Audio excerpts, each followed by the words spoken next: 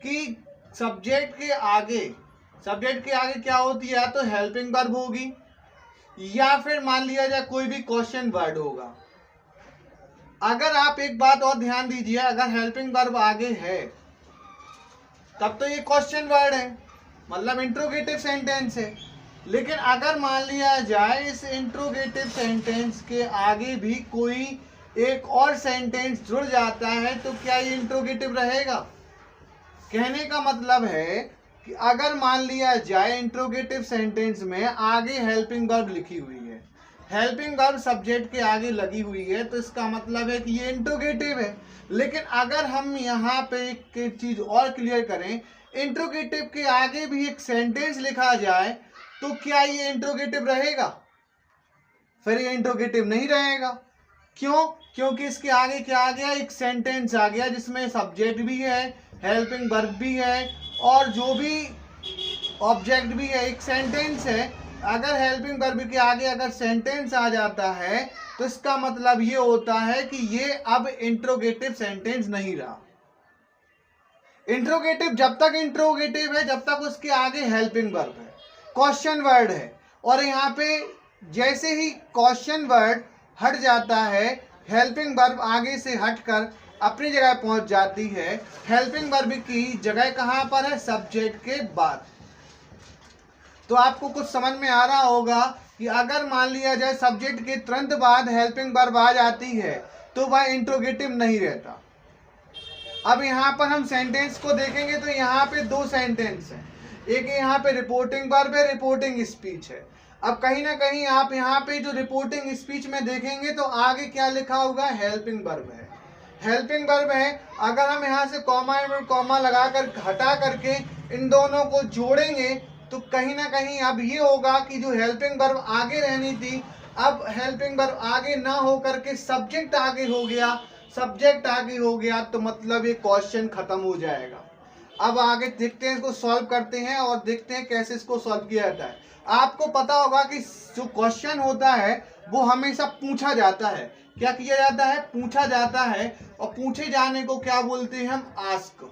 Ask मतलब पूछना। लेकिन जी है आपका रिपोर्टिंग जो वर्ब है यहाँ पे वो किस में दी गई है? पास्ट में दी गई है। इसलिए यहाँ पे इसको पास्ट में बनाने के लिए वर्ब को सेकंड फॉर्म में लिखा जाता है। तो आस्क की सेकंड फॉर्म क्या हो जाएगी? आस्क्ड हो जाएगी। मतलब अब हम जहां पर सेड टू लिखा हुआ था वहां पे हमें क्या करना है? आस्क्ड करना है, पहली सिचुएशन। दूसरी सिचुएशन क्या होगी? हम इसको चेंजिंग करेंगे। जो हेल्पिंग वर्ब आगे लिखी हुई है उस हेल्पिंग वर्ब को हम सब्जेक्ट के बाद ले जाएंगे। क्यों ले जाएंगे? क्योंकि आपको पता है ना, इन दो सेंटेंसों को जब हम जोड़ेंगे, अभी ये सेंटेंस अलग अलग हैं, लेकिन जैसे ही सेंटेंस को हम कंजक्शन के माध्यम से जब जोड़ देंगे तो ये पूरा सेंटेंस एक हो जाएगा। अब सेंटेंस एक हो जाएगा तो इंट्रोडक्शन की पहचान है कि आगे हेल्पिंग वर्ब उसके बाद सब्जेक्ट होगा। लेकिन यहाँ पे सबसे आगे हेल्पिंग वर्ब सॉरी सब्जेक्ट हो जाएगा। अगर सब्जेक्ट आगे हो गया तो ये क्वेश्चन खत्म हो जाएगा। इसलिए हमें क्या करना होगा? यू को आगे ले जाएंगे, हेल्पिंग वर्ब को पीछे ले जाएंगे। तो यू आगे आ जाएगा, आर पीछे पहुंच जाएगा, यू आर गोइंग। इतना काम करने के बाद और यहाँ पे आ जाएगा सेड टू की जगह पे आस्क्ड, यहाँ पे आ जाए क्वेश्चन और इन्वर्टेड कॉमा जैसे हटाएंगे। अगर यहाँ पे क्वेश्चन वर्ड है तब तो वही का वही रहेगा, आगे क्वेश्चनों को देखेंगे उसके बाद हम समझेंगे।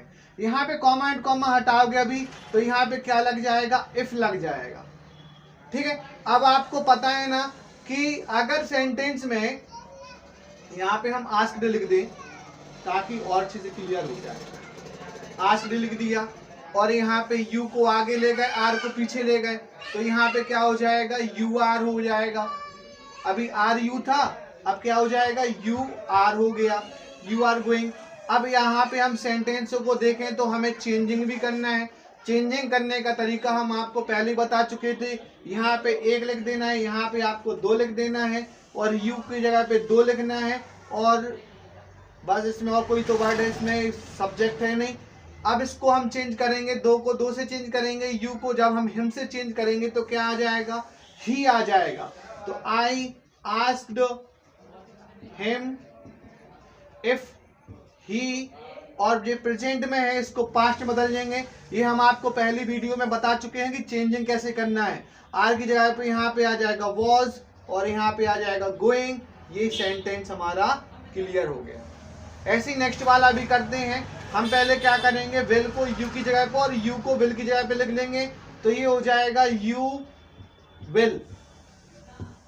ठीक है, इतना होने के बाद सेट टू की जगह पे लगा देंगे आस्क्ड और कॉमा एंड कॉमा की जगह पे आ जाएगा इफ। अब यू को आपको पता है यहाँ पे हम नंबर लिख देंगे फर्स्ट सेकंड, और यू आता है आपका सेकंड नंबर पे और इसमें कुछ है नहीं। अब यू को चेंज करेंगे हरी के साथ। हरी है एक लड़का, लड़के में आता है ही, और यू को जैसे हम ही के साथ चेंज करेंगे तो क्या आ जाएगा, यहाँ पे ही आ जाएगा। और ही के साथ हम विल का क्या हो जाएगा, पास्ट बनाएंगे। तो हमने आपको पहले ही कुछ वीडियो में बता दिया था, विल को पास्ट में चेंज करेंगे तो विल का क्या हो जाएगा, वुड हो जाएगा। गो टू स्कूल टुडे, और टुडे का क्या हो जाएगा, दैट डे। क्या हो जाएगा, दैट डे। ये हम आगे की टेबल्स में आपको बता देंगे। क्वेश्चन मार्क यहाँ से हट जाएगा, क्वेश्चन मार्क अब यहाँ पे नहीं रहेगा, क्योंकि अब ये सेंटेंस कहाँ से स्टार्ट हो रहा है, राम से स्टार्ट हो रहा है, ना कि क्वेश्चन वर्ड से, और ना ही ये हेल्पिंग वर्ब से हो रहा है। अगर ये सेंटेंस हेल्पिंग वर्ब या फिर क्वेश्चन वर्ड से स्टार्ट होता तो हम वहां पर क्वेश्चन मार्क लगाते, अन्यथा नहीं लगाएंगे। नेक्स्ट वाला देखते हैं, I said to him. Said to हटाएंगे, यहाँ पे लगा देंगे आस्क्ड। आस्क्ड के बाद कॉमा एंड कॉमा हटाएंगे, यहाँ पे लगा देंगे हम इफ, और यू आ जाएगा आगे और कैन चला जाएगा पीछे। तो हम यहाँ पे यू आगे और कैन पीछे ले लेंगे। अब यहाँ पे हम चेंजिंग करेंगे, यहाँ पे हम 1 लगा देंगे, यहाँ पे हम 2 लगा देंगे, और यू आता है 2 नंबर पे, मी आता है 1 नंबर पे। ऐसे हमने इनको नंबर लिख दिया, नंबर को चेंज कर देंगे। यू को चेंज करेंगे हिम के साथ, तो यहाँ पे आ जाएगा ही। ठीक है, यहाँ पे ये कैन लिखा हुआ है। और मी को चेंज करेंगे आई के साथ, तो क्या आ जाएगा, यहाँ पे मी को कर देंगे आई के साथ चेंज, तो यहाँ पे मी का मी रहेगा, क्योंकि आई मी माई। आई मी को किसके साथ चेंज करना है, आई के साथ करना है, तो मी पे ऐसे और आई को ऐसे, तो क्या आ जाएगा, मी का मी रहने वाला है, व्हाट द टाइम इज। अब इसको हम चेंज करेंगे, तो ही के बाद जो कैन था, कैन का क्या हो जाता है, कुड हो जाता है। जी हम आपको पिछली वीडियो में बता चुके थे कि कैन का क्या हो जाएगा, कुड हो जाएगा, और विल का वुड हो जाता है, सेल का शुड हो जाता है।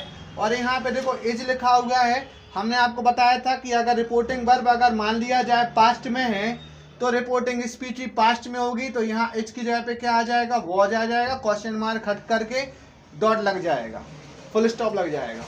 ऐसे यहाँ पे सीधा सेट टू लिखा है, सेट टू को हटा देंगे तो क्या आ जाएगा, यहाँ पे आस्क्ड आ जाएगा, और आस्क्ड के बाद यहाँ पे हम कॉमा कॉमा हटाएंगे, तो यहाँ पे इफ आ जाएगा।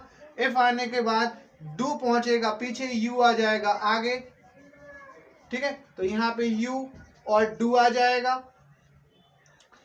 अब यहाँ पे हमें करना क्या है, यू आता है दूसरे नंबर पे, हरी आता है कितने नंबर पे, थर्ड वाले पे। ये फर्स्ट, ये सेकंड। ये कौन है, लड़का है, लड़के के लिए ही का प्रयोग करते हैं। यू को हम ही से चेंज करेंगे तो क्या आ जाएगा, यू को अगर हम ही से चेंज करेंगे तो यहाँ पर भी ही आ जाएगा। और डू जो है, डू हमने आपको बताया था, अगर आपने सेंटेंस पढ़े हो तो सेंटेंस में आपको एक चीज पता होगी कि जो सिंपल प्रेजेंट होता है, प्रेजेंट है, तो सिंपल प्रेजेंट को डू और डज होती है इसकी हेल्पिंग वर्ब। इससे हम पहचान गए कि ये कौन सा सेंटेंस है, सिंपल प्रेजेंट है। सिंपल प्रेजेंट को सिंपल पास्ट में चेंज करेंगे। किसमें चेंज करेंगे, सिंपल पास्ट में। सिंपल पास्ट में चेंज करने के लिए हमें इसमें वर्ब की सेकंड फॉर्म लिखनी होगी। वर्ब की सेकंड फॉर्म करनी होगी तो डू को हटा देंगे, और गो की सेकंड फॉर्म क्या हो जाती है, वेंट। तो ये यहाँ पे क्या हो जाएगा, हमारा आंसर हो जाएगा, Sita asked Hari if he went there.